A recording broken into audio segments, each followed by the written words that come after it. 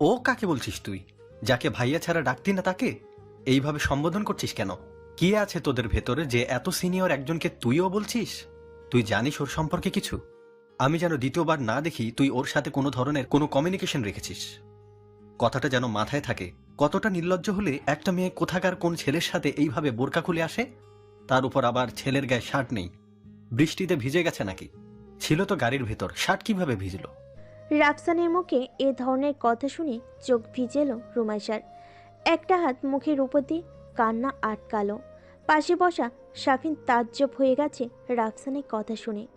রুমাইশাকে কোনো কথা বলতে না শুনে রাফসান আবারও বলল, বেহায়া মেয়েদের মতো চলাফেরা যদি দেখি তো জানি মেরে ফেলবো একদম। ওই সাফওয়ান সম্পর্কে তোর কোনো ধারণা আছে? ছোটবেলায় ও তোকে মেরেই ফেলেছিল বলতে গেলে। ভাগ্যের জোরে বেঁচে গেছিস। এতদিন বাইরে থেকেছে, বাইরের কালচারে বড় হয়েছে। ও কি করতে পারে সে সম্পর্কে তোর কোনো ধারণা আছে? কথাবার্তা সাবধানে বলো ভাইয়া। আমি তোমার বোন, তুমি আমাকে কিভাবে এই রকম বলো? তোমার বিবেকে বাঁধে না? আর সে তো কোনো খারাপ ছেলে না, সে তো আমার কোনো ক্ষতি করেনি। তার ক্ষতি করার নিয়ত থাকলে এতদিন তো করতোই। ওদের বাড়িতে যে কয়দিন আমি থেকেছি তার ভেতর কি ও আমার ক্ষতি করতে পারতো না? ও কি অচেনা কেউ? আবারও ও বলছিস তুই? কতখানি গভীরে গিয়েছে সম্পর্ক যে উনি থেকে ওতে নেমে এসেছে? আমাকে কি তোর বাচ্চা মনে হয়? আমি কি কিছুই বুঝি না? এই পর্যন্ত হুদাই বড় হয়েছি। আমি যেন দ্বিতীয়বার না শুনি যে তুই সাফওয়ানের সাথে কোনো রকমের কোনো যোগাযোগ করেছিস, তাহলে কিন্তু মোটেও ভালো হবে না। এরপরে রাফসান ফোন কেটে দিল। সাথে সাথে ফুপিয়ে কেঁদে উঠল রুমাইশা। রাফসান তাকে এতগুলো কথা কিভাবে বলতে পারলো? ওর চরিত্রের দিকে এইভাবে আঙ্গুল তুলল কি করে? চোখ থেকে অনবরত পানি পড়তে লাগলো ওর। শাফিন কি করবে ভেবে পেল না। রুমাইশার দিকে কিছুক্ষণ অসহায় দৃষ্টিতে তাকিয়ে থেকে চলে গেল গেস্ট রুমে। কিছুক্ষণ আগেও প্রচণ্ড হাসি খুশি থাকা মেয়েটির এরকম কান্নারত চেহারা দেখতে ওর একদমই মন সায় দিচ্ছে না। রুমে ঢুকে নিজের ভাইকে কল লাগালো শাফিন। শাফন নিজের ল্যাবে কাজ করছে। নিজের বলে ভুল হবে, ল্যাবটা ওর দাদুর। এই ল্যাবটা যে কোথায় সেটা বাসার কেউই জানে না। ওর সিঙ্গাপুরে যাওয়ার আগে মোস্তফা আহমেদ ওকে একটা নোটবুক দিয়েছিল, সাথে একটা চাবি। তখন যদিও উনি কিছুই বলেনি ল্যাবের ব্যাপারে। সিঙ্গাপুরে যাওয়ার পরই সাফন জেনেছে এই ল্যাবের লোকেশনের কথা। আত্মহত্যা করার আগে ল্যাবটাকে সাফনের ব্যবহারের উপযোগী করে রেখে গেছেন তিনি। ল্যাবটিতে অসংখ্য প্রাণীর দেহবশেষ কেমিক্যাল চুবানো ছিল। সেগুলো সব অপসারণ করে রেখেছিলেন মোস্তফা। অত্যাধুনিক প্রযুক্তি সম্বলিত এই ল্যাবটিতে বর্তমানে সাফওয়ান তার ঘাঁটি গেড়েছে। তবে এটা কেউই জানে না যে সাফওয়ান শুধু উদ্ভিদ নয়, রেপটাইল নিয়ে রিসার্চও করে।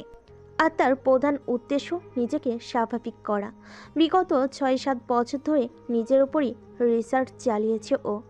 এমন কোনো উদ্ভিদ আর রেপটাইল হয়তো নেই যা ও চিনে না। নিজের রিসার্চের কাজে এই সমস্ত কিছুই নিজের মস্তিষ্কের ভেতর গেঁথে নিয়েছে। অনেক মেডিসিন নিজের উপর অ্যাপ্লাইও করেছে, কিন্তু ফলাফল হয়েছে উল্টো। স্বাভাবিক হওয়ার থেকে আরও বেশি অস্বাভাবিক হয়েছে ও। হিংস্র থেকে হিংস্রতর হয়েছে।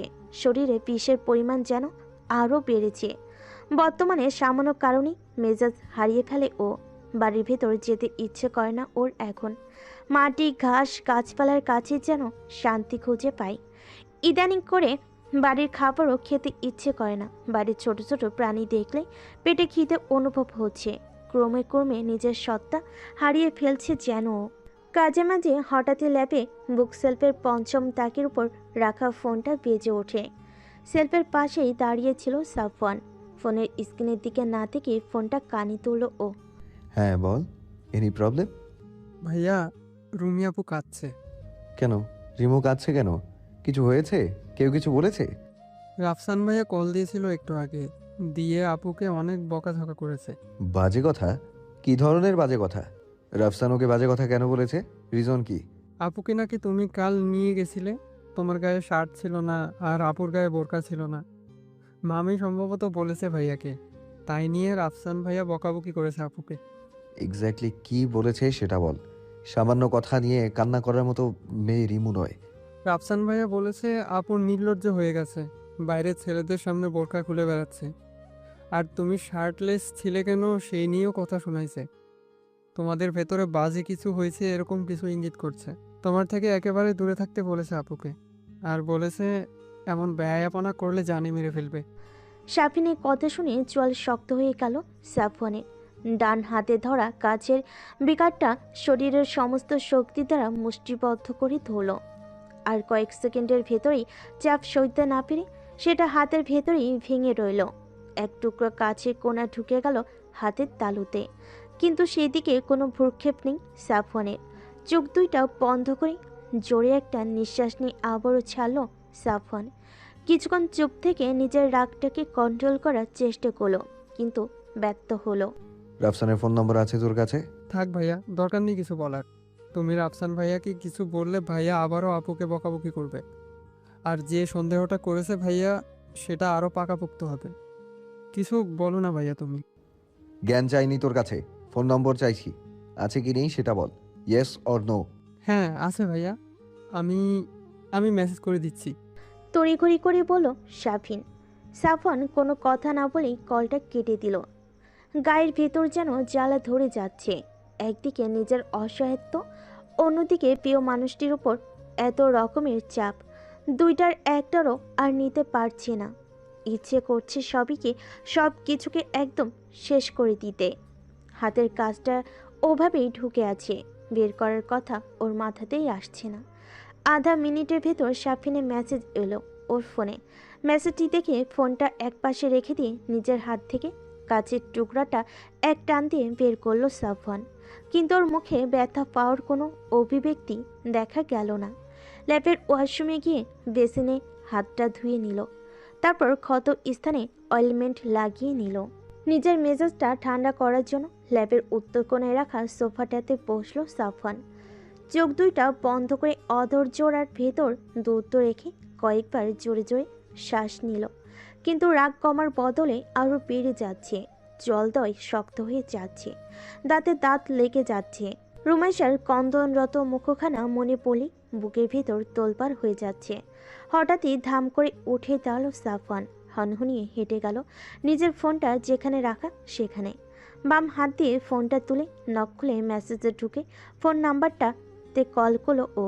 দুবার রিং হওয়ার পরপরই ওপাশ থেকে রাফসান ফোন রিসিভ করলো। সালাম দিয়ে জিজ্ঞেস করলো কাকে চাই। সাফওয়ান তার আঘাত পাওয়া হাতটা মুষ্টিবদ্ধ করে ধরল। জলদয় আগের চাইতো বেশি শক্ত হয়ে গেল যেন। জল জ্বলে চোখ দুইটা যেন আগুন ঝরছে। গমগমে গলায় ও বলে উঠল, সাফওয়ান বলছি। দীর্ঘ 16 বছর পর সাফওয়ানের কণ্ঠ শুনল রাফসান। সাফওয়ানের সেই শিশু কণ্ঠ বদলে এতদিনের ব্যবধানে এমন গমগমে কণ্ঠে পরিণত হবে তার রাফসান ভাবতেই পায়নি। হকচকিয়ে গিয়েছে একদম, কিন্তু রাফসান সেটা বুঝতে দিল না সাফওয়ানকে। নিজের স্বকীয়তা বজায় রেখে বলল, ও, খবর পৌঁছে গেছে তাহলে? আমিও এমনটাই আশা করেছিলাম, কিন্তু সেটাও যে এত দ্রুত হবে তা আমি ভাবিনি। Well done. রিমু কেমন মেয়ে সেটা তোর অজানা নয়। ও যে ইমমরাল কিছু করবে না সেটা আমার থেকে ভালো তোর জানার কথা। জানা সত্ত্বেও কেন তুই ওকে এই ধরনের কথা বলেছিস? ও কেমন সেটা আমিও জানি, তুমিও জানো, আর তুমি সেটারই সুযোগ নিচ্ছ। তুমি খুব ভালো করে জানো তুমি ওর কতটা ক্ষতি করছো। তোমার যে সিচুয়েশন তাতে জীবনে তো কখনো কোনো মেয়ের সান্নিধ্য পাওয়ার সম্ভাবনা নেই তোমার। তাই তো আমার বোনের পেছনে লেগেছো, তাই না? কিন্তু সেটা তো আমি হতে দেব না। আর ওর উপর যদি কারো সবচেয়ে বেশি অধিকার থাকে সেটা হলাম আমি, আর আমার পরিবারে ওর কিসে ভালো কিসে মন্দ সেটা আমরা বুঝবো, আর ফিউচারে বুঝবে ওর স্বামী, যেটা তুমি কখনোই হবে না। চ্যালেঞ্জ করছিস তুই আমাকে? ওর জন্য আমি কি করতে পারি আর কি করতে পারি না সেটা তুই খুব ভালো করেই জানিস রাফসান। আর তুই ওর জন্য কি করতে পারিস সেটাও আমার অজানা নয়। আমি চাইলে পাবো না এমন কিছু নেই। আর যদি দ্বিতীয়বার শুনি যে তুই রিমুকে কোনো ধরনের বাজে কথা বলেছিস আমাকে জড়িয়ে, তবে সেটা তোর জন্য মোটেও ভালো হবে না। আর সেই ভালো না হওয়ার কোয়ান্টিটিটা কেমন সেটা তুই একটু হলেও জানিস, তাই সাবধানে থাকিস, নইলে ভালো না হওয়ার কোয়ান্টিটিটা পুরোপুরি বুঝিয়ে দেব। রোমাইশাকে আমি আমারই করব, ক্ষমতা থাকলে ঠেকিয়ে দেখাস। শেষের কথাগুলো দাঁতে দাঁত চেপে হিসিয়ে বলল সাফওয়ান, আর সাথে সাথে রাফসানকে কোনো কথা বলার সুযোগ না দিয়ে ফোনটা কেটে দিল। রাফসান একা ঘামতে লাগলো। ও ভালোভাবেই জানে সাফওয়ান রাগের মাথায় ঠিক কী কী করতে পারে আর কত দূর যেতে পারে। ওর মনে আছে সাফওয়ানদেরই বাড়ির পেছনের জঙ্গলে ডোবাতে ও একটা বাচ্চাকে ডুবিয়ে মেরে ফেলতে বসেছিল, শুধুমাত্র রুমাইশাকে ধাক্কা দিয়ে ফেলে দেওয়ার কারণে। মাথাটা ধরে পানির ভেতর চুপিয়ে রেখেছিল। ছটফট করছিল ছেলেটি। রাফসান না ঠেকালে আর কয়েক সেকেন্ডের ভেতরই ছেলেটা মারা যেত। রাফসান সেদিন দেখেছিল সাফওয়ানের চোখের ভেতরকার আগুন। কতই বা বয়স হবে ওর, 12 কি 13। তখনই ওর মাথায় এমন খুন চাপা ছিল।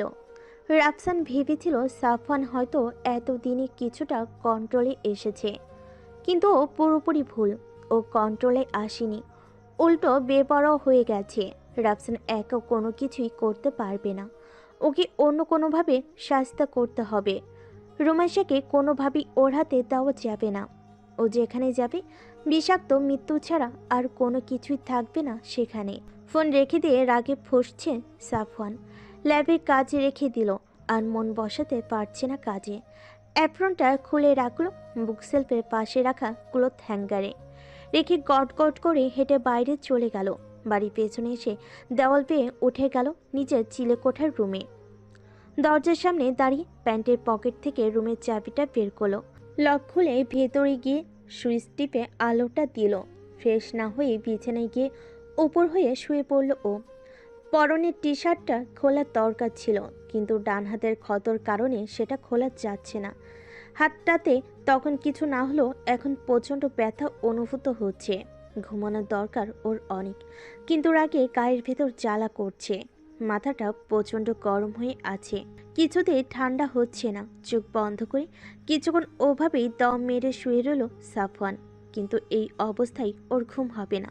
চোখ মিলে বিছানার পাশে রাখা মিনি টেবিলের ওপর থেকে ফোনটা তুলে দেখে নিল 10:30 বাজে। বেশি দেরি হয়নি। হুট করেই বিছানায় উঠে বসলো সাফওয়ান। স্টাডি টেবিলের ড্রয়ার থেকে গাড়ির চাবিটা নিল, তারপর বেরিয়ে গেল রুম থেকে। রুমাইশা শুয়ে আছে নিজের বিছানায়, শাফিন নিচের রুমে আছে। কারোর চোখই ঘুম নেই। দুজন দুই রুমে বসে মেসেজে কথা বলছে। শাফিন সান্ত্বনা দিচ্ছে রুমাইশাকে মন খারাপ না করার জন্য, কিন্তু রুমাইশার মন ভালো হচ্ছে না। রাফসানের বলা কথাগুলোই ওর কানে বাজছে শুধু। গতরাতে সাফওয়ান যদি না আসতো তাহলে তো ওর লাশ পেত সবাই, কিন্তু সেটা কাউকে কিভাবে বোঝাবে রুমাইশা? কারণ ওইখানে যে খুন হয়েছে সবাই জানে। এখন যদি রুমাইশা বলে যে সাফওয়ানের সাথে কেন এসেছে, ওর বোরকা কেন ভেজা ছিল, সাফওয়ানের গায়ে কেন শার্ট ছিল না, তাহলে তো সাফওয়ান ফেঁসে যাবে। ওর অপরাধ তো কেউ চাপিয়ে রাখতে চাইবে না। ওকে এমনিতে কেউ পছন্দ করছে না। কেউ যদি বাই এনি চান্স পুলিশকে বলে দেয় তখন কি হবে? সন্ধ্যায় ও নিউজে শুনেছিল পুলিশ হন্য হয়ে খুঁজে বেড়াচ্ছে খুনিকে। রাতের আধারে দুটো খুন, কিন্তু খুনির কোনো হদিস পাচ্ছে না, কোনো কুলু পাচ্ছে না, পাবেও না হয়তো। কিন্তু ও যদি কালকের ঘটনা বলে কাউকে, তাহলে সবাই বুঝে যাবে এটা কার কাজ। কারণ সাফওয়ানের স্বভাব সম্পর্কে সবারই জানা। রুমাইশাকে তার ভাবনার জগৎ থেকে বের করার জন্য ওর ফোনে টুং করে মেসেজ আসলো একটা। শাফিন মেসেজ দিয়েছে ভেবে ফোন তুলো রুমাইশা, কিন্তু ওকে অবাক করে দিয়ে ফোনের স্ক্রিনে শাফিনের নামের জায়গায় সাফওয়ানের নাম উঠল। মেসেজের ভেতর ঢুকে দেখতে পেল ছোট্ট একটি মেসেজ। রিমু, দরজা খোল। মেসেজ পড়ে আটকে উঠল রুমাইশা। সাফওয়ান আজ আবার এসেছে নাকি? তড়িঘড়ি করে বিছানা থেকে উঠে দরজার সামনে দাঁড়ালো, তারপর কান পাতল দরজায়। না, কোনো শব্দ আসছে না তো। বড় করে একটা নিঃশ্বাস নিল ও, তারপর আস্তে আস্তে দরজার লক হলো, যেন শব্দ না হয় একটুও। দরজার লক খুলে আস্তে করে টান দিয়ে সামনে তাকাতেই কারোর চওড়া বুক চোখে পড়ল ওর। বুকের মালিকটাকে সেটা বুঝতে আর বেগ পেতে হলো না। নিমিষেই মুখে স্মিত হাসি ফুটে উঠল রুমাইশার, সেই সাথে উৎকণ্ঠিত হলো। কারোর বুক থেকে চোখ সরিয়ে সাফওয়ানের মুখের দিকে তাকালো ও। মাস্ক আর গগলস পরিহিত দীর্ঘকায় ব্যক্তিটি তার দিকে তাকিয়ে আছে। দরজার সামনে থেকে সরে গিয়ে সাফওয়ানকে ভেতরে আসার জন্য জায়গা করে দিল ও। দৃঢ় পায়ে রুমের ভেতরে ঢুকে বিছানায় গিয়ে বসলো সাফওয়ান। বাম হাত দিয়ে টেনে মুখের মাস্ক আর গগলসটা খুলে ফেলল ও। চারিদিকটা চোখ বুলিয়ে নিয়ে দরজাটা আবার সাথে সাথে লক করে দিল রুমাইশা। তারপর সাফওয়ানের পাশে বসতে বসতে আতঙ্কিত গলায় পড়ল, আপনি কেন এসেছেন এখন? কিভাবে এসেছেন? কেউ দেখে ফেলে কি হবে আপনি ভাবতে পারছেন? ছাদের দরজা বন্ধ করেনি আজ তোর বাপ, নইলে রাস্তার উপর থেকে তোকে জানালা দিয়ে দেখেই চলে যেতাম। এরপর দুই হাত উপরের দিকে ওঠালো সাফওয়ান। তারপর রুমাইশাকে ইশারা করে বলল। আমার টি শার্টটা খুলে দে। রুমাইশা বাধ্য মেয়ের মতো সাফওয়ানের টি শার্টটা ধরে উপরের দিকে টান দিয়ে খুলে দিল। তারপর সেটা আলনায় মেলে দিল। বিছানায় শুয়ে বালিশে মাথা দিয়ে চোখ দুইটা বন্ধ করে ডান হাতটা উল্টো করে কপালের উপর রাখলো সাফওয়ান। আর তখনই রুমাইশার চোখ গেল সাফওয়ানের হাতের ক্ষতর দিকে। এ কি, আপনার হাত কেটেছে কিভাবে? খুব ভালোভাবেই তো কেটেছে দেখছি। ব্যান্ডেজও তো বাঁধেনি।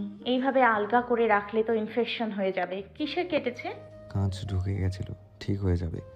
তুই অত লাফালাফি করিস না, স্থির হয়ে বস আমার কাছে একটু। মৃদু স্বরে বলল সাফওয়ান, কিন্তু রুমাইশা শুনল না। উঠে গেল ওর ড্রেসিং টেবিলের কাছে। ড্রেসিং টেবিলের মাঝ বরাবর থেকে একটা তাক থেকে অয়েলমেন্ট তুলা আর ব্যান্ডেজ বের করলো ও। এরপর আবার বিছানার কাছে ফিরে গিয়ে সাফওয়ানের হাতটা কোলের উপর নিয়ে ধীরে ধীরে সতর্কতার সাথে সাফওয়ানের হাতটা ড্রেসিং করতে থাকলো। খুব আলতো করে স্পর্শ করলো, যেন সাফওয়ানের একটুও ব্যথা না লাগে। সাফওয়ান ওভাবেই চোখ বুজে রইল। রুমাইশার এই ছোট্ট সেবাটুকু যেন সমস্ত মন দিয়ে শুষে নিচ্ছে ও। চোখ খুলে হয়তো এতটা গভীরভাবে ওর স্পর্শগুলো অনুভব করতে পারবে না। সেই ভয়ে চোখ খুলছে না। রুমাইশা আলতো হাতে সময় নিয়ে ধীরে ধীরে তুলা দিয়ে ক্ষতটা মুছে অয়েলমেন্ট লাগিয়ে ব্যান্ডেজ করে দিল। সাফনের মন পুড়তে লাগলো। ওর হাতে বেশি সময় নেই, যে কোনো সময় যা কিছু হয়ে যেতে পারে। নিজের ভবিষ্যতের কথা ভেবে হতাশ হলো ও। এই সুন্দর সুন্দর মুহূর্তগুলো আর হয়তো এইভাবে পাওয়া হবে না। পুরো জীবনের চিত্র পাল্টে যাবে ওর যে কোনো দিন, যে কোনো মুহূর্তে। ও জানেও না কখন কিভাবে কি হয়ে যাবে। ব্যান্ডেজটা শেষ করে রুমাইশা সাফনের মুখের দিকে তাকালো একবার। এ কি, আপনার চোখে পানি কেন? ভাইয়া আপনি কাঁদছেন কেন? কি হয়েছে? আতঙ্কিত হয়ে বলল রুমাইশা। সাফনের চোখের কোনা বেয়ে পানি গড়িয়ে পড়ছে। চোখ খোলেনি এখনো ও। আগের মতো করেই চোখ দুটো বন্ধ করে আছে। রুমাইশা তৎক্ষণাৎ হাতের জিনিসপত্রগুলো টেবিলের উপর রেখে দিয়ে সাফনের কাছে আসলো। তারপর ধরা গলেই পড়ল। আপনি কেন কাঁদছেন? কি করেছে বলুন আমাকে। সাফনের জলদয় ধরে সাফনের মুখের দিকে খুব মনোযোগ দিয়ে তাকালো রুমাইশা। ভ্রু দুটো কুঁচকে আছে সাফনের, যেন ব্যথাগুলোকে নিজের ভেতর রাখার প্রাণপণ চেষ্টা করেও পারছে না। চোখ থেকে অবিরত পানি গড়িয়ে পড়ছে। নাক টানছে সাফন, ঢোক গিলছে বারবার। চোখ খুলুন সাফওয়ান, আমার দিকে তাকান। কি হয়েছে বলুন, দয়া করে বলুন আমাকে। এইভাবে কাঁদবেন না প্লিজ। অসহায় দৃষ্টিতে তাকিয়ে মিনতিপূর্ণ কণ্ঠে বলল রুমাইশা। সাফনের চোখের কোণাগুলো হাত দিয়ে মুছে দিল আলতো করে। সাফন চোখ খুলল এবার। রুমাইশাকে টেনে এনে শুয়ে দিল নিজের পাশে। তারপর উবু হয়ে শুয়ে মাথাটা উঁচু করে রুমাইশার মুখটা দেখল। কিছুক্ষণ ঘোর লাগা দৃষ্টিতে তাকিয়ে থাকলো রুমাইশার মুখের দিকে। রুমাইশা কি হচ্ছে তা বুঝতে না পেরে অবুঝ দৃষ্টিতে তাকিয়ে আছে সাফনের দিকে। রুমাইশার দিকে তাকিয়ে থাকারত অবস্থাতেই চোখ দুইটা আবারও ঝাপসা হয়ে এলো সাফওয়ানের। হুট করেই জড়িয়ে ধরলো ও রুমাইশাকে। রুমাইশার বুকে মুখ লুকিয়ে আষ্টে পিষ্টে জড়িয়ে ধরলো ওকে নিজের শরীরের সবটুকু শক্তি দিয়ে। সাফনের এমন ভালোবাসাময় আক্রমণে হকচকিয়ে গেল রুমাইশা। অপ্রস্তুত হয়ে কিছুক্ষণ ইতস্তত করে ধীরে ধীরে নিজের দুইটা হাত সাফনের নগ্ন পিঠের উপর রাখলো। তারপর ধীরে ধীরে হাত বুলিয়ে দিল পিঠে। কি হয়েছে আপনার? কেন কাঁদছেন আপনি? দয়া করে বলুন আমাকে। এইভাবে নিজের ভেতর কথা জমিয়ে রেখে কষ্ট পাবেন না প্লিজ। ডান হাতটা সাফনের চুলের উপর রেখে চুলে হাত বুলিয়ে দিতে দিতে বলল রুমাইশা। সাফন চোখ জোর বন্ধ করে রুমাইশার বুকে নাক ডুবিয়ে ওর বুকের গন্ধ টেনে নিল জোরে। তারপর জড়ান গলায় থেমে থেমে বলল, আমি বাঁচবো না বেশি দিন রিমো, আর বাঁচলেও মানুষ হিসেবে হয়তো বাঁচবো না। আমি ধীরে ধীরে হারিয়ে ফেলছি নিজেকে। ঘোর ঘোর লাগছে সব সময়, সব কিছু অসহ্য লাগছে আমার। সব কিছু শেষ করে ফেলতে ইচ্ছে করছে। আমার রুমে আমার দম বন্ধ হয়ে আসছে, যেন মাটিতে মিশে থাকতে ইচ্ছে করছে সব সময়। আজ ভোরে আমি হঠাৎই কাউকেই মনে করতে পারছিলাম না। আমার স্মৃতি শক্তি আস্তে আস্তে লোপ পাচ্ছে হয়তো, কিছুদিন পর হয়তো আমি পুরোপুরি জঙ্গলি জানোয়ার হয়ে যাবো রিমু। কাউকে আর আমার মনে পড়বে না রিমু, সবাইকে ভুলে যাব আমি। আমার মস্তিষ্ক আমাকে সব ভুলিয়ে দিচ্ছে। এরকম হলে আমার মায়ের কি হবে? আমার মা কিভাবে বাঁচবে আমাকে ছাড়া? তোকেও ভুলে যাব আমি, তোকে আর কখনো মনে পড়বে না হয়তো। তুই কি করবি আমাকে ছাড়া? সাফনের চোখ থেকে পানি ঝরছে আবার। রুমাইশার বুকটা ভিজে যাচ্ছে যেন। এদিকে রুমাইশা যেন জমে গেল সাফনের কথায়। সাফন ভুলে যাবে সব, সব ভুলে যাবে। ও কি করবে তখন? ও কিভাবে বাঁচবে সাফনকে ছাড়া? সাফন চোখ মুছল, রুমাইশাকে আরো শক্ত করে জড়িয়ে ধরল ও, যেন একটু আলগা করলেই রুমাইশা চলে যাবে ওর আলিঙ্গনের ভেতর থেকে। আমি বাঁচতে চাই রিমু, অনেক অনেক বেশি। এরকম আদর খেতে চাই সারাটা জীবন, সারাটা ক্ষণ। তোকে নিজের বউ করতে চাই, আমার মায়ের কোলে মাথা রাখতে চাই। আমার বাবা, আমার প্রাণের বাবাকে আগের মতো জড়িয়ে ধরতে চাই। আমার ছোট ভাইটিকে আদর করতে চাই আবার আগের মতো করে। আমার বাচ্চাদের সাথে খেলতে চাই আমি, ওদের মুখে বাবা ডাকটা শুনতে চাই আমি। এসব এসব কেন হলো আমার সাথে? একটা সুন্দর জীবন তো আমার প্রাপ্য ছিল রে রিমু, তাহলে আমার সাথেই কেন হলো এমন? কি পাপ করেছি আমি? আমি আমি এই বুক থেকে এখন কোথাও যেতে চাই না আর, কখনো না, কোথাও না, একটুও না। ডুকরে কেঁদে উঠল সাফন। রুমাইশার বুকের সাথে মিশে যেতে চাইলো যেন। রুমাইশা হতবিহ্বল হয়েছিল এতক্ষণ। সাফনের কান্নার শব্দে হুঁশে এলো ও। ও কি করবে ভেবে পেল না, কিন্তু এখন সাফনের সাথে সাথে ওকেও ভেঙে পড়লে চলবে না। ওকে শক্ত হতে হবে, সাফনকে সাহস দিতে হবে। নিজেকে সামলে রুমাইশা নিজের দুই হাত দিয়ে সাফনের মাথাটা নিজের দিকে নিয়ে এসে কপালে গভীরভাবে চুম্বন দিল। চিন্তা করবেন না আপনি, ঠিক হয়ে যাবে সব, সব ঠিক হয়ে যাবে। কিচ্ছু হবে না আপনার, আমি আছি আপনার সাথে। ফুপি আছে, ফুপা আছে, শাফিন আছে। আপনি সুস্থ হয়ে যাবেন ইনশাল্লাহ। আল্লাহ সুবহানাহু ওয়া তাআলা কোনো না কোনো রাস্তা দেখিয়ে দেবেন। আপনি আর কাঁদবেন না, মন খারাপ করবেন না আর। আপনি এইভাবে কাঁদলে আমি কোথায় যাব বলুন? কোনো না কোনো উপায় ঠিকই পেয়ে যাব আমরা। সাফনকে নিজের সর্বশক্তি দিয়ে বুকের সাথে মিশিয়ে নিয়ে ধরা গলায় বলল রুমাইশা। সাফন অনেক কষ্টে নিজেকে সামলে নিল। কিছুক্ষণ পর চোখ মুছে রুমাইশার বুকের উপর থেকে মাথা উঠিয়ে থুতনিটা বুকের উপর ঠেকিয়ে জলজলে চোখ দুইটা দিয়ে তাকালো রুমাইশার চোখের দিকে। তারপর বাচ্চাদের মতো ঠোঁট ফুলিয়ে বলল, খিদে পেয়েছে আমার, কিছু খাইনি আমি দুপুর থেকে। দুপুর থেকে খাননি? আপনি আগে বলেননি কেন? সাফনকে নিজের উপর থেকে উঠিয়ে দিয়ে নিজেও উঠল রুমাইশা। তর্জনী দিয়ে নিজের চোখের কোণে জমে থাকা পানির রেশটুকু মুছে নিয়ে বলল, আপনি এখানেই থাকুন, আমি রান্নাঘরে যাচ্ছি, দেখি ফ্রিজে তরকারি আছে নাকি, গরম করে নিয়ে আসছি আমি। দরজার দিকে এগিয়ে যেতেই পেছন থেকে কামিজের কোণাতে টান পড়ল। সাফন অসহায় দৃষ্টিতে তাকিয়ে আছে। আমাকে রেখে যাস না এখানে প্লিজ। রুমাইশা পেছন ফিরে বিছানায় উঠে বসা সাফনের মাথাটা নিজের দিকে এগিয়ে নিয়ে এসে কপালে প্রেমপূর্ণ চুম্বন এঁকে দিল। তারপর সাফনের দিকে তাকিয়ে বলল, ভেঙে পড়বেন না একদম, আমি এক্ষুনি আসছি, 5 মিনিটও লাগবে না। সাফনের থেকে ছাড়া পেয়ে রুমাইশা ধীরে ধীরে দরজার লক খুলে রান্নাঘরে গেল। বাবার নাক ডাকার শব্দ শোনা যাচ্ছে, তার মানে বাবা এখন গভীর ঘুমে। আর মা এমনিতেও গভীর ঘুম দেয়। অত জোরে নাক ডাকার শব্দে যার ঘুম ভাঙবে না, তার এই সামান্য শব্দও ঘুম ভাঙবে না। তবুও নিঃশব্দে ফ্রিজের দরজাটা খুলে ভাত বের করল ও মাংসের বাটিটা বের করে রাখলো বাইরে। রাইস কুকারে ভাতটা গরম করার জন্য অল্প একটু পানিতে বসিয়ে দিল। তরকারিটা চুলাই দিল দ্রুত।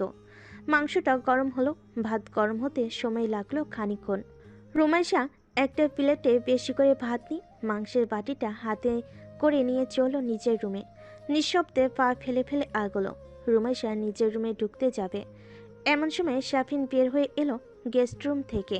বের হয়েই রুমাইশাকে এক হাতে থালা আর অন্য হাতে বাটি নিয়ে ওর দিকে তাকিয়ে পুতুলের মতো দাঁড়িয়ে থাকতে দেখে নিজেও দাঁড়িয়ে গেল। আপু, তুমি এত রাতে এখানে? অবাক হয়ে বলল শাফিন। রুমাইশা অসহায় দৃষ্টিতে ইশারায় বলল চুপ থাকতে, নইলে বাবা মেয়ের ঘুম ভেঙে যাবে। শাফিন রুমাইশার ইশারা বুঝল, নিঃশব্দে হেঁটে এলো রুমাইশার নিকট। আমি ভাবলাম কে না কে, তাই বাইরে এসেছি। কিন্তু কি ব্যাপার আপু, রাতে তো আমরা একসাথেই খেয়েছি, তোমার আবার খিদে পেয়েছে? আমি খাবো না, তোর ভাই খাবে। তুই এখন চুপচাপ নিজের রুমে যা, কোনো সাউন্ড করবি না। রুমাইশাও ফিসফিসিয়ে পড়ল। ভাইয়ের খাওয়ার কথা শুনে শারফিনের চোখ বড় বড় হয়ে গেল। ভাইয়া এখানে কখন এসেছে? এসেছে কিছুক্ষণ আগে। ভালো নেই তোর ভাই, ওর মন খারাপ অনেক।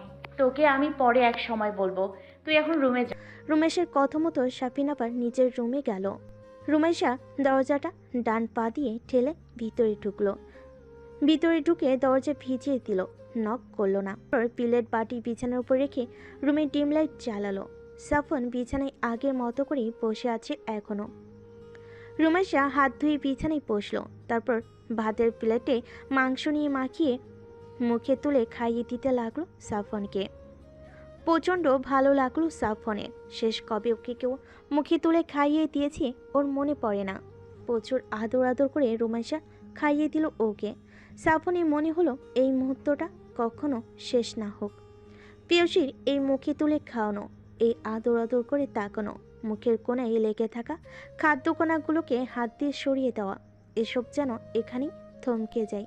বাকিটা জীবন যেন এভাবেই কাটে। কিন্তু তা কখনো সম্ভব না। ও আর কদিন বাঁচবে জানে না। এই নরম হাতটাতে আর খাওয়া হবে না হয়তো কখনো। এই মায়া মায়া মুখটা আর দেখা হবে না।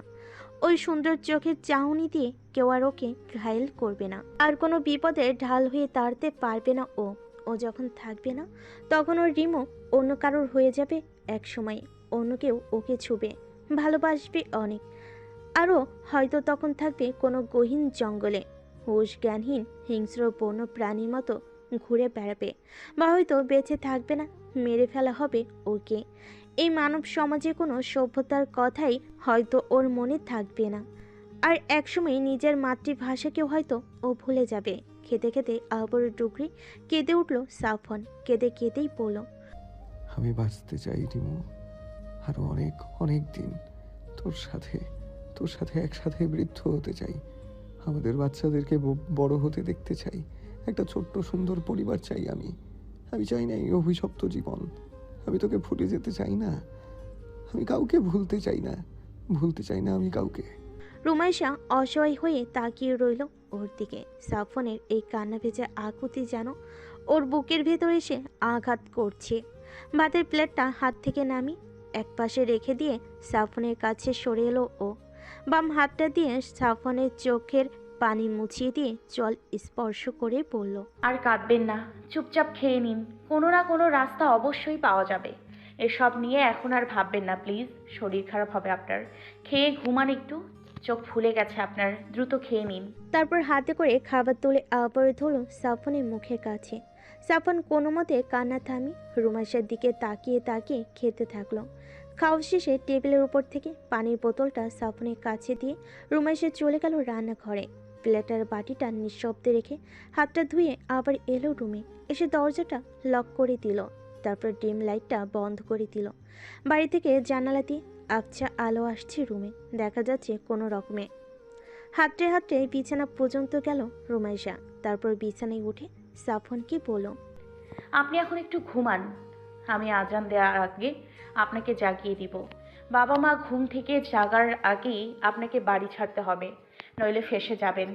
তারপর বালিশটা ঠিক করে তাতে শুয়ে পড়ল রুমাইশা। তারপর দুই হাত সাফনের দিকে বাড়ি মোহনীয় কণ্ঠে বলল, আসুন, আমার বুকে আসুন। সাফন কিছুক্ষণ মুগ্ধ দৃষ্টিতে শয়নরত রুমাইশাকে দেখল। তারপর রুমাইশার কাছে সরে এসে রুমাইশার বাড়িয়ে দেওয়া একটা হাতের আঙ্গুলের ফাঁকে নিজের আঙ্গুল দিয়ে হাতটা মুঠি করে ধরল। তারপর সেই হাতটাকে রুমাইশার মাথার কাছে নিয়ে বিছানার সাথে চেপে ধরল শক্ত করে। এরপর রুমাইশার আরও কাছে এসে ওর মুখের কাছে নিজের মুখ নিয়ে নিজের শরীরের অর্ধাংশের সম্পূর্ণ ভর রুমাইশার শরীরের উপর ছেড়ে দিল ও। রুমাইশার শরীরের সমস্ত পশম যেন দাঁড়িয়ে গেল সাফনের স্পর্শে। কেঁপে উঠল ও। অবিন্যস্ত দৃষ্টিতে সাফনের চোখের দিকে তাকালো ও। নিঃশ্বাস ঘন হতে লাগলো ওর। নিজের বুকে সাফনের বুকের ভেতরকার হৃৎপিণ্ডের কম্পন টের পেল যেন। সাফন নিজের জলজলে চোখের নেশাক্ত চাহনি ফেল রুমাইশার অক্ষি যুগলে। কিয়ৎক্ষণ ওভাবে ওর চোখে তাকিয়ে থেকে অকমর্ষাৎ নিজের কুচকুচে কালো অধৈর্যকল স্পর্শ করে স্নেহের চুম্বন বসিয়ে দিল রুমাইশার ললাটে। আবেশে চোখ বুজে নিল রুমাইশা। হৃদযন্ত্রটা বুকের ভেতর তোলপাড় শুরু করেছে ওর।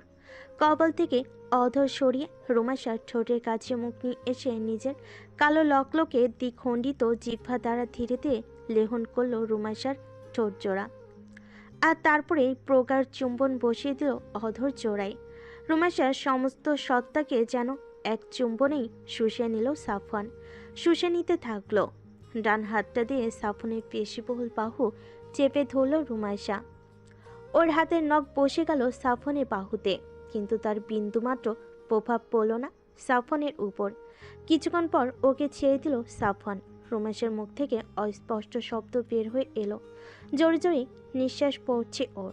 সাফওয়ান ওর নাকে নিজের নাক স্পর্শ করলো, তারপর নেশাযুক্ত কণ্ঠে বলে উঠল, অনেক ভালোবাসি তোকে, অনেক অনেক, নিজের থেকেও বেশি।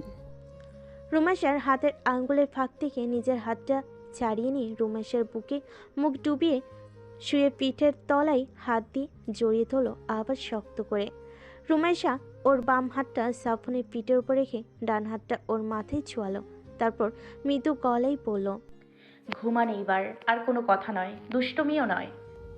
গান শোনা একটা, তারপর ঘুমাবো। এত রাতে গান গাইলে সবাই ঘুম থেকে উঠে চলে আসবে। একটা প্লিজ, আস্তে আস্তে গাইলে কেউ শুনবে না। তুই ছোটবেলায় কি গান গাইতি তোর মনে আছে? কি গান গাইতাম? আইয়ুব বাচ্চুর গান, এক আকাশ তারা, তুই একা গুনিস না, গুনতে দিস কিছু মোরে, সারাক্ষণ এটা গেয়ে বেড়াতিস, তোকে থামানো যেত না, খুব সুন্দর গাইতি তুই। এখন একটা গান শোনা, মাত্র একটা গান, শুনেই ঘুমিয়ে পড়বো, প্রমিস। ঠিক আছে, আপনি আর কোনো কথা বলবেন না, ঘুমের চোটে আপনার কথা গুলিয়ে যাচ্ছে। চোখ বন্ধ করুন, আমি শোনাচ্ছি গান। সাফওয়ান আর কোনো কথা বলল না, আরও আয়েশ করে রুমাইশার বুকে মুখ ডুবালো। রুমাইশা গান ধরল, খোলা চোখখানা করো বন্ধ, বাতাসের ঠান্ডা গন্ধ বয়ে বেড়ায় ঘরেরও বাহিরে, আসো ছোট্ট একটা গান করি, যাতে ঘুম পাড়ানি মাসি পিসি এসে পাশে বসে, হাতখানা দেবে কপাল ভরে, ভয় নেই আছি আমি পাশে।